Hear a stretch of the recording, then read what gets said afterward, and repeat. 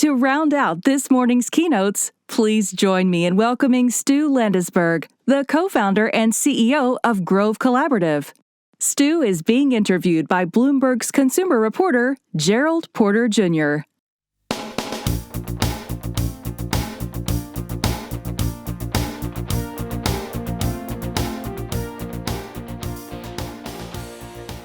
Hey everybody, glad to be here. I'm Stu, co-founder and CEO of Grove Collaborative. I'm going to talk today about Grove, what it is, how we seek to change the home and personal care industries. Thank you much. I'm going to talk a bit about sustainability, which has been covered by a lot of folks, and why it's important, why we need to take steps to reduce single-use plastic and really think as an industry about the footprint that we have and how we change it in a very realistic and rapid and radical way. And then I'll talk a little bit about how to actually do that, how we do that at Grove, how we make that possible. So Grove has a vision to change the home and personal care categories, which are categories that have a mixed track record in terms of impact on human health and a terrible track record in terms of our impact on environmental health, to not just be less bad, but actually be a positive force for human and environmental health. We do that by partnering with some of the best natural brands in the industry, brands you've heard of, Seventh Generation, Mrs. Meyer's, Method, etc., and also by building our own brands, which we think can change what the future of sustainability in our category looks like and move from not just less bad, but truly more good. I'll give you a little bit of a peek at what that looks like.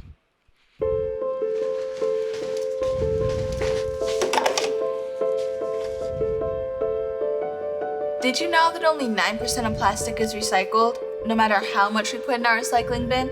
Plastic can only be recycled once or twice. After that, landfill. Or worse, the ocean.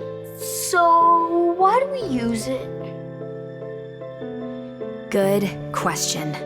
Up to 24 billion pounds of plastic enters the ocean every year. That's a garbage truck of plastic every single minute. And no matter how much we wish we could, we can't recycle our way out of the plastic problem. So, we're moving beyond plastic. Introducing Grove's line of plastic-free home cleaning products designed to help solve the single-use plastic problem. Packaged up in glass and aluminum, our concentrated cleaners are plant-based for a naturally powerful clean. With 100% natural scents, glass spray bottles, and a cleaner for every surface, our concentrate cleaning system is reusable, recyclable, and infinitely clean. Beyond plastic packaging will prevent 30 tons of plastic from entering landfills in the first year alone. For a better, brighter future, let's move beyond plastic.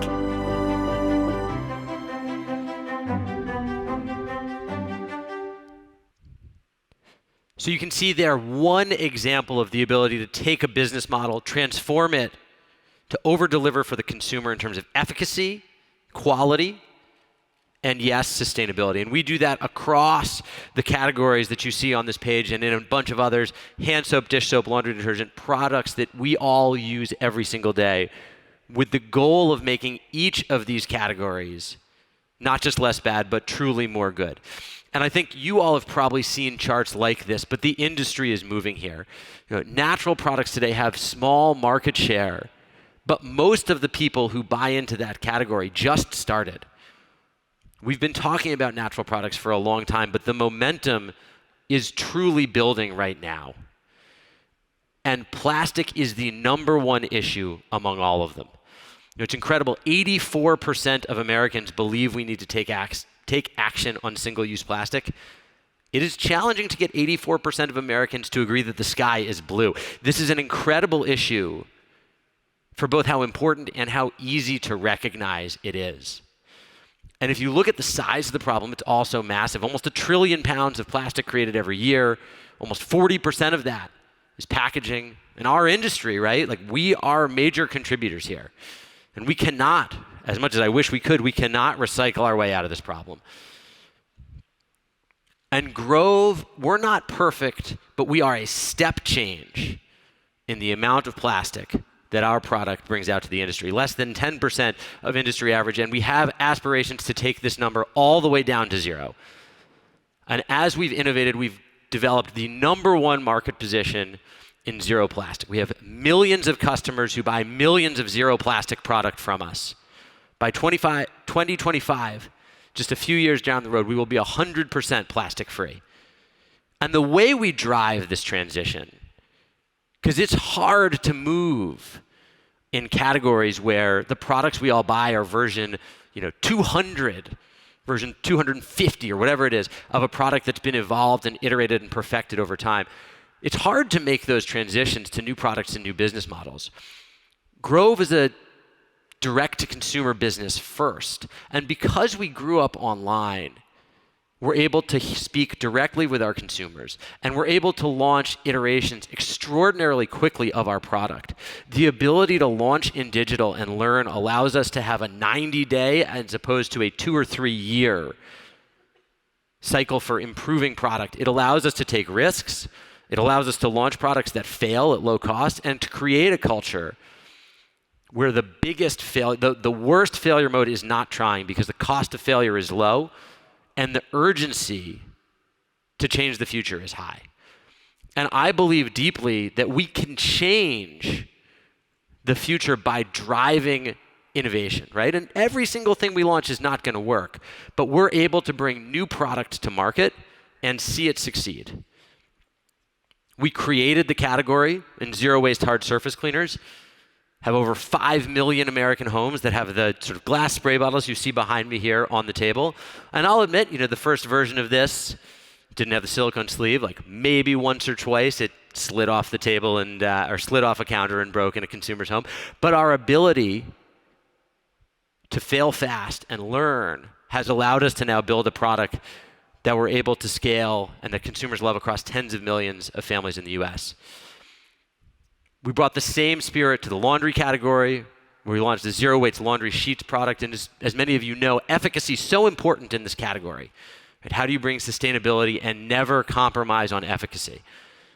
And we have a whole line of personal care products called Peach, not plastic, that are entirely plastic-free throughout the line. If you imagine your shower, every single shower, probably in the US, just about, has products in them that are a mix of active ingredients and water. If you suck the water out of that, you no longer need the plastic packaging. It's possible to over-deliver on customer experience, value, and sustainability at the same time. It takes consumer education. Right? It takes educating the consumer that a shampoo bar can outperform whatever you're using today. But the return on that for the consumer and for the environment is worth the investment. I think the thing that makes me so excited is this movement is really, it's not a niche anymore, right? This isn't just sort of like crunchy people who wear Birkenstocks and haven't shaved since the 60s. This is something that's really becoming everyone's issue, right? Sustainability is no longer that polarizing. And when we look at where Grove succeeds, this is a map that shows the penetration rates of Grove household penetration by state. It's incredible. When you look at our biggest zip codes, yes, San Francisco, Chicago, places like that. Also, Elmore County, Idaho, Chattanooga, Tennessee, right? This is not a message that bifurcates by income level, political affiliation. This is something that really does resonate with people who are paying attention all across the country. And as we scale it out, we've also built a plastic working group, which many of you in the room may be a part of, work with almost 100 companies to take the best innovation in moving beyond plastic and take it beyond Grove and out to the industry. Because our aspiration is not just to have everybody buy Grove product, but to genuinely change the direction that the industry is moving. And I'll end by just saying that I'm actually an optimist, right? I'm someone who worries a lot about climate change, as you probably guessed, and all of the coming environmental crises. But I am an optimist because I look at our customer base and I look at what's motivating them, and I look at the next generation of consumers. And I grew up at a time where it is fairly easy still to ignore many of the environmental crises around us, right? We're all ignoring the fact that there's microplastics in most of our water, and for those of you who eat seafood, there's probably some plastic in that. It's pretty easy sitting inside this, wonderful, comfortable, air-conditioned room to forget that, some modest portion of the country is on fire currently, and a slightly larger modest portion of the country catches on fire every year, right? We have been able to ignore, in many ways, the impact of our actions on the environmental crises around us. But the next generation will probably not have that privilege. And so when I look at the role that I hope Grove can play in the industry, it's about how do we understand the change that the next generation needs to see, and is already driving in consumer behavior. And we believe that by pushing really hard on innovation, not being afraid to fail, we can drive the change in our industry that is so desperately needed while continuing to over-deliver for our consumer and building a big tent. Because in order to create the level of impact that we need the biggest tent that we can possibly have. So I'm excited to answer a few questions here, but also excited to invite all of you to come on this journey with us, because we really do need industry-wide collaboration to make progress here. So I'll sit down and take the hot seat.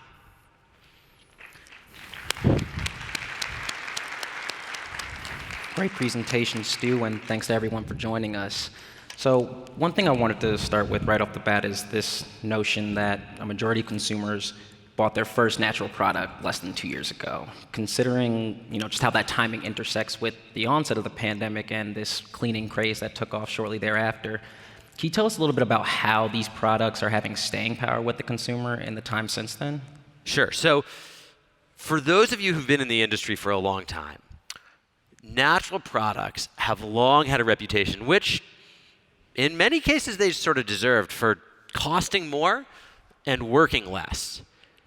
But over the last decade, natural chemistry has improved an extraordinary amount, such that the products that brands like Grove bring to market now are not just more sustainable, but truly keep up from an efficacy standpoint with the leading conventional brands. At Grove, when we deliver a product to a consumer, we don't hold that product to efficacy standards that are discounted because we use plant-based ingredients.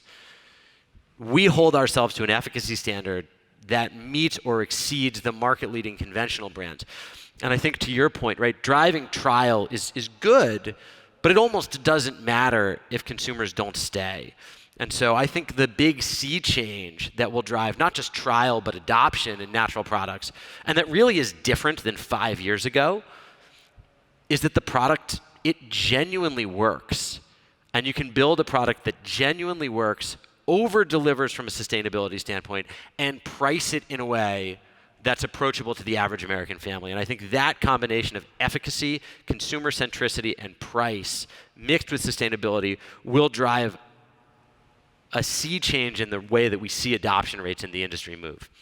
And you raise a good point there, where clearly there's something to be said about this resonance when we look at those misconceptions that these products don't work as well as other cleaning brands. But Grove is in almost 2,000 targets right now, so the traction is clearly telling a bigger and different story. When we look at just that growing momentum, how Grove has been able to build this up, can you talk to me about what this all says about Grove's trajectory and how mainstream sustainability is becoming these days? I mean, you really put this one on a tee for me. I appreciate it. No, our partnership with Target has been exceptional. I think the reason why we've seen success, and again, when we look at the targets that are successful, yes, we see, Brooklyn, New York on the top 10 list, but also we see a number of stores in metros that have less than 200,000 people, like really an incredible range of who is buying in.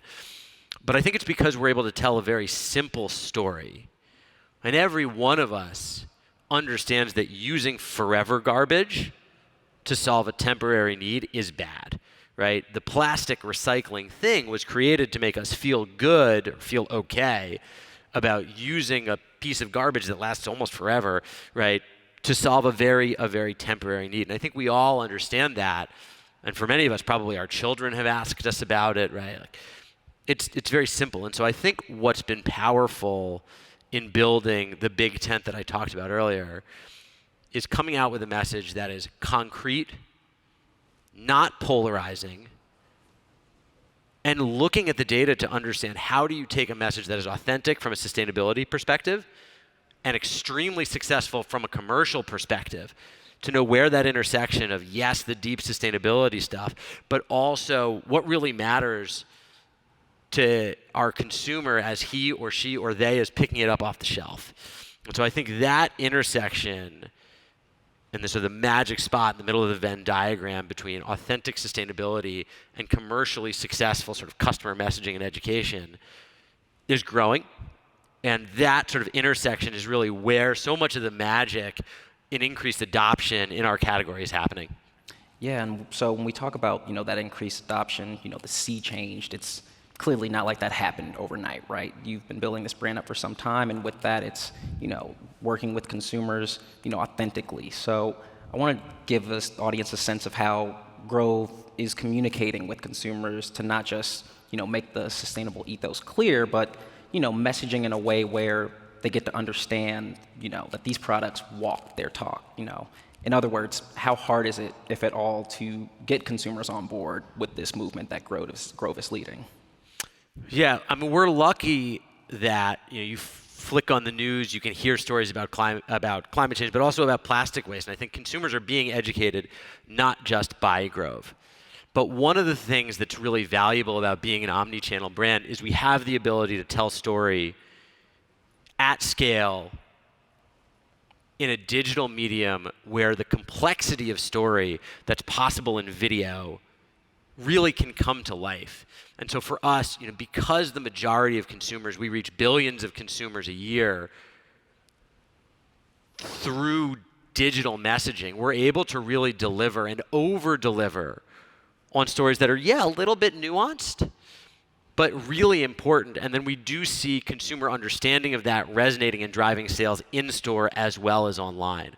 But I think the capability set that came from how do you tell a complex story online in a way that's highly performant, right? You spend whatever, $100 on an ad, you need to see why return on investment, right? That forces us to not just put together pretty videos, but to put together education that pushes consumers forward and also drives action, right? And also that converts. And so I think that's really been key to us in driving real behavior change in an omni-channel setting. And I want to take a little bit of time to focus on one of the biggest cornerstones of Grove's story, the Beyond Plastic initiative. We got to hear about some of the progress where you all are plastic neutral right now, but plastic free by 2025. How is it that you're able to go all in on this front when other companies either haven't or are still trying to figure this out? So Grove set a goal of being zero plastic by 2025. And 2025 is soon. And the reason we set that goal for 2025 is if I knew how to be entirely plastic free today, the goal would be like 2022, right? Not 2025. But if I set the goal for 2030, hopefully I'll still have my job, but unclear exactly how many members of the team will still be there. We need a goal that we need to start working on today. And by setting a goal so close, it creates really clear cultural alignment inside the company. And as you all know, any great innovation starts with how do you get the people internally fired up and super clear on what the objective is. So the reason we set that 2025 target was to make clear to our customers, but honestly, first and foremost, to the people inside who are driving the innovation, that this is not an initiative to be kicked down the road to the next person who has that job. This is an initiative that all of us need to wake up and start thinking about when we eat our breakfast cereal. And I think we've seen great success. The majority of sales of the Grove brand today, for example, are in zero plastic product. We've seen great success because we lit the fire. And I think we're lucky to be a small company with aligned stakeholders that are able to make a big change and push for big change in a rapid amount of time and put real investment behind it Because even though the Beyond Plastic goal is important, we also always have to make sure that our product over-delivers for the consumer at the same time. And so I think we've been successful in aligning resources, and that's what's allowed us to make material progress. And just with, how you mentioned, this fire is burning hot. I mean, how do you keep the iron going while it is hot? We have the Grove partnership with Target, Beyond Plastic initiatives underway, sales are growing. So what can we all expect, over the next 6 months or so as we, fingers crossed, come out of this pandemic from Grove? So I think what you'll see over the next 6 months and over the next 5 years is a relentless focus, category by category, with a consumer-centric lens on reshaping the business model, the product, to create a paradigm where we can move consumers from products that are not always the best for human and environmental health to products that are a positive force. And that means changing packaging, that means finding new formulations, that means making sure we've got a margin structure so that when we work with retail partners, we can be successful, our retail partner can be successful, and the consumer can access the product at an affordable price. But I think you will see from us a relentless drumbeat of innovation, new product launches, that widen the tent and widen the number of categories where this type of sustainability is possible. And I think we plan to couple that with advocacy, education, and content creation that empowers consumers to understand exactly what we're doing, why we're doing it, and how to come on the journey with us.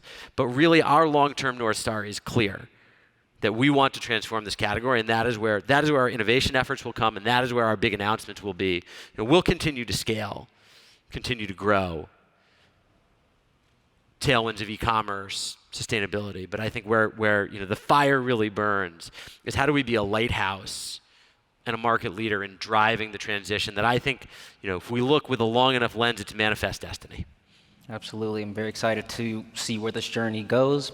Stu, thank you again for taking the time to talk with us. That wraps up our session, and hope you all enjoy the rest of the conference. All right, such a pleasure. Thank you all.